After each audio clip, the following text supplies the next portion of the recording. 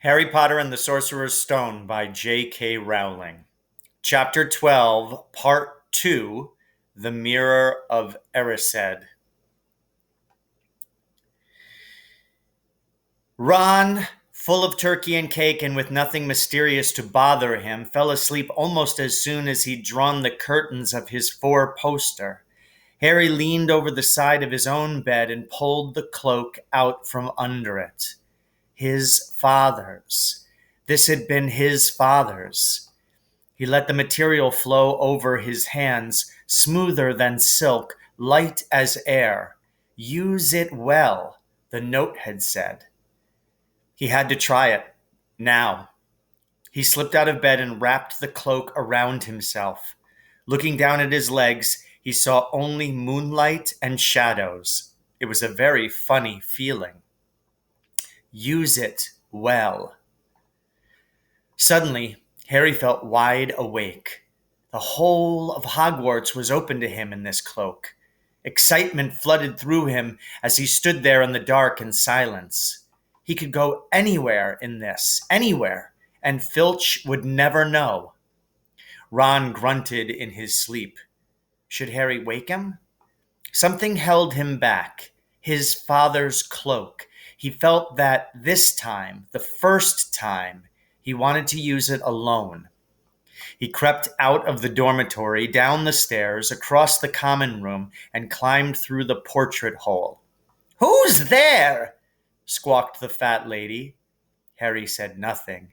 He walked quickly down the corridor. Where should he go? He stopped, his heart racing, and thought. And then it came to him. The restricted section in the library. He'd be able to read as long as he liked, as long as it took to find out who Flamel was. He set off, drawing the invisibility cloak tight around him as he walked. The library was pitch black and very eerie. Harry lit a lamp to see his way along the rows of books. The lamp looked as if it was floating along in mid-air, and even though Harry could feel his arm supporting it, the sight gave him the creeps. The restricted section was right at the back of the library. Stepping carefully over the rope that separated these books from the rest of the library, he held up his lamp to read the titles. They didn't tell him much. Their peeling, faded gold letters spelled words in languages Harry couldn't understand. Some had no title at all. One book had a dark stain on it that looked horribly like blood. The hairs on the back of Harry's neck prickled. Maybe he was imagining it, maybe not, but he thought a faint whispering was coming from the books, as though they knew someone was there who shouldn't be. He had to start somewhere. Setting the lamp down carefully on the floor, he looked along the bottom shelf for an interesting-looking book. A large black and silver volume caught his eye. He pulled it out with difficulty because it was very heavy, and balancing it on his knee, let it fall open. A piercing, blood-curdling shriek split the silence. The book was screaming. Harry snapped it shut, but the shriek went on and on, one high, unbroken, ear-splitting note. He stumbled backward and knocked over his lamp, which went out at once. Panicking, he heard footsteps coming down the corridor outside. Stuffing the shrieking book back on the shelf, he ran for it. He passed Filch in the doorway. Filch's pale, wild eyes looked straight through him, and Harry slipped under Filch's outstretched arm and streaked off up the corridor, the book's shrieks still ringing in his ears. He came to a sudden halt in front of a tall suit of armor. He had been so busy getting away from the library, he hadn't paid attention to where he was going. Perhaps because it was dark, he didn't recognize where he was at all. There was a suit of armor near the kitchens, he knew, but he must be 5 floors above there. "You asked me to come directly to you, Professor. Anyone was wandering around at night, and somebody's been in the library, restricted section. Harry felt the blood drain out of his face. Wherever he was, Filch must know a shortcut, because his soft, greasy voice was getting nearer, and to his horror, it was Snape who replied, the restricted section? Well, they can't be far. We'll catch them. Harry stood rooted to the spot as Filch and Snape came around the corner ahead. They couldn't see him, of course, but it was a narrow corridor, and if they came much nearer, they'd knock right into him. The cloak didn't stop him from being solid. He backed away as quietly as he could. A door stood ajar to his left. It was his only hope. He squeezed through it, holding his breath, trying not to move it. And to his relief, he managed to get inside the room without their noticing anything. They walked straight past, and Harry leaned against the wall, breathing deeply, listening to their footsteps dying away. That had been close, very close. It was a few seconds before he noticed anything about the room he had hidden in. It looked like an unused classroom. The dark shapes of desks and chairs were piled against the walls, and there was an upturned wastepaper basket. But propped against the wall facing him was something that didn't look as if it belonged there. Something that looked as if someone had just put it there to keep it out of the way. It was a magnificent mirror, as high as the ceiling, with an ornate gold frame standing on two clawed feet. There was an inscription carved around the top. Erised stra eru oit ube kafru oit an wosi. His panic fading now that there was no sound of Filch and Snape, Harry moved nearer to the mirror, wanting to look at himself but see no reflection again. He stepped in front of it. He had to clap his hands to his mouth to stop himself from screaming. He whirled around. His heart was pounding far more furiously than when the book had screamed, for he had seen not only himself in the mirror, but a whole crowd of people standing right behind him. But the room was empty. Breathing fast, he turned slowly back to the mirror. There he was, reflected in it, white and scared looking, and there, reflected behind him, were at least 10 others. Harry looked over his shoulder, but still, no one was there. Or were they all invisible too? Was he, in fact, in a room full of invisible people, and this mirror's trick was that it reflected them, invisible or not? He looked in the mirror again. A woman standing right behind his reflection was smiling at him and waving. He reached out a hand and felt the air behind him. If she was really there, he'd touch her. Their reflections were so close together. But he felt only air. She and the others existed only in the mirror. She was a very pretty woman. She had dark red hair, and her eyes are just like mine, Harry thought, edging a little closer to the glass. Bright green, exactly the same shape. But then he noticed that she was crying. Smiling, but crying at the same time. The tall, thin, black-haired man standing next to her put his arm around her. He wore glasses, and his hair was very untidy. It stuck up at the back, just as Harry's did. Harry was so close to the mirror now that his nose was nearly touching that of his reflection. "Mom?" he whispered. "Dad?" They just looked at him, smiling. And slowly, Harry looked into the faces of the other people in the mirror and saw other pairs of green eyes like his, other noses like his, even a little old man who looked as though he had Harry's knobbly knees.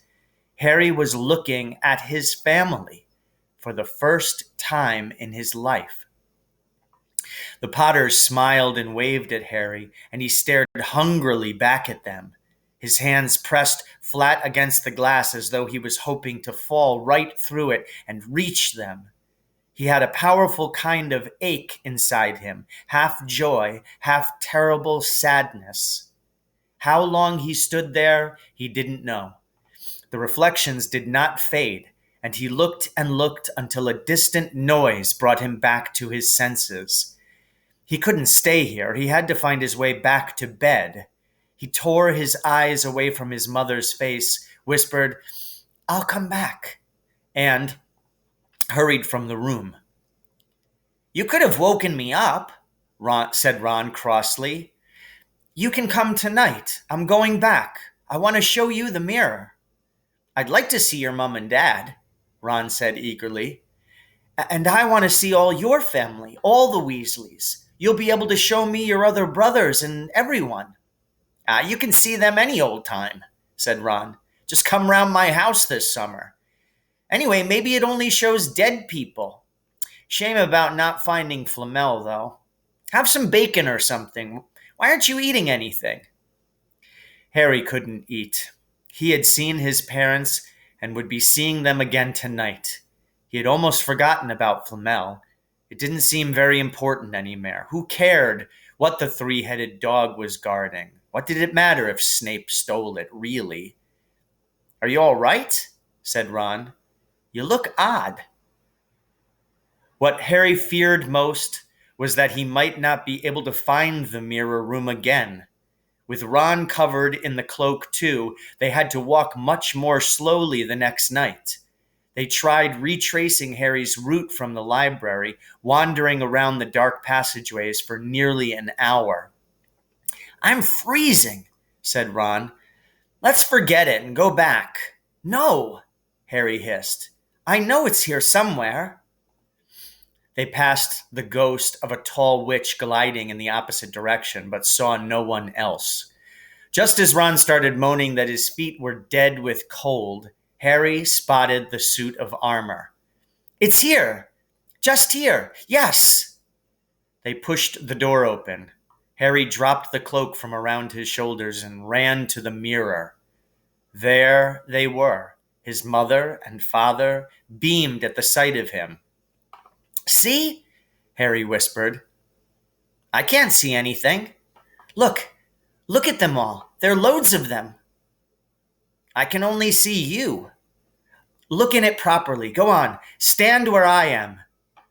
Harry stepped aside, but with Ron in front of the mirror, he couldn't see his family anymore. Just Ron in his paisley pajamas.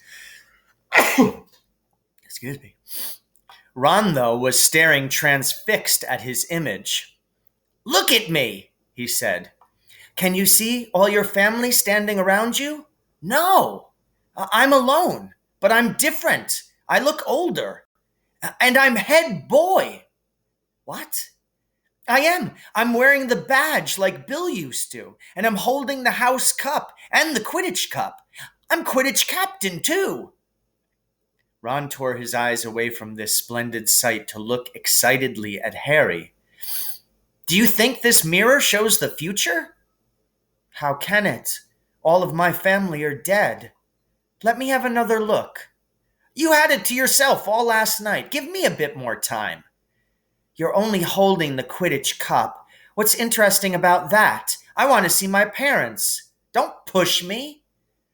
A sudden noise outside in the corridor put an end to their discussion. They hadn't realized how loudly they had been talking. "Quick!" Ron threw the cloak back over them as the luminous eyes of Mrs. Norris came around the door. Ron and Harry stood quite still, both thinking the same thing. Did the cloak work on cats? After what seemed an age, she turned and left. "This isn't safe. She might have gone for Filch. I bet she heard us. Come on." And Ron pulled Harry out of the room. The snow still hadn't melted the next morning. "Want to play chess, Harry?" said Ron. "No." Why don't we go down and visit Hagrid? No, you go. I know what you're thinking about, Harry. That mirror. Don't go back tonight. Why not? I don't know. I've just got a bad feeling about it. And anyway, you've had too many close shaves already. Filch, Snape, and Mrs. Norris are wandering around. So what if they can't see you? What if they walk into you? What if you knock something over? You sound like Hermione. I'm serious, Harry. Don't go. But Harry only had one thought in his head, which was to get back in front of the mirror, and Ron wasn't going to stop him. That third night, he found his way more quickly than before. He was walking so fast he knew he was making more noise than was wise, but he didn't meet anyone. And there were his mother and father smiling at him again, and one of his grandfathers nodding happily. Harry sank down to sit on the floor in front of the mirror. There was nothing to stop him from staying here all night with his family. Nothing at all. Except, so, back again, Harry. Harry felt as though his insides had turned to ice. He looked behind him. Sitting on one of the desks by the wall was none other than Albus Dumbledore. Harry must have walked straight past him, so desperate to get to the mirror he hadn't noticed him. I didn't see you, sir. Strange how nearsighted being invisible can make you, said Dumbledore, and Harry was relieved to see that he was smiling. So, said Dumbledore, slipping off the desk to sit on the floor with Harry, you, like hundreds before you, have discovered the delights of the Mirror of Erised. I didn't know it was called that, sir. But I expect you've realized by now what it does. It, well, it shows me my family. And it showed your friend Ron himself as head boy. How did you know? I don't need a cloak to become invisible, said Dumbledore gently. Now, can you think what the Mirror of Erised shows us all? Harry shook his head. Let me explain. The happiest man on earth would be able to use the Mirror of Erised like a normal mirror. That is, he would look into it and see himself exactly as he is. Does that help? Harry thought. Then he said slowly, It shows us what we want, whatever we want. Yes and no, said Dumbledore quietly. It shows us nothing more or less than the deepest, most desperate desire of our hearts. You, who have never known your family, see them standing around you. Ronald Weasley, who has always been overshadowed by his brothers, sees himself standing alone, the best of all of them. However, this mirror will give us neither knowledge or truth. Men have wasted away before it, entranced by what they have seen, or been driven mad, not knowing if what it shows is real or even possible. The mirror will be moved to a new home tomorrow, Harry, and I ask you not to go looking for it again. If you ever do run across it, you will now be prepared.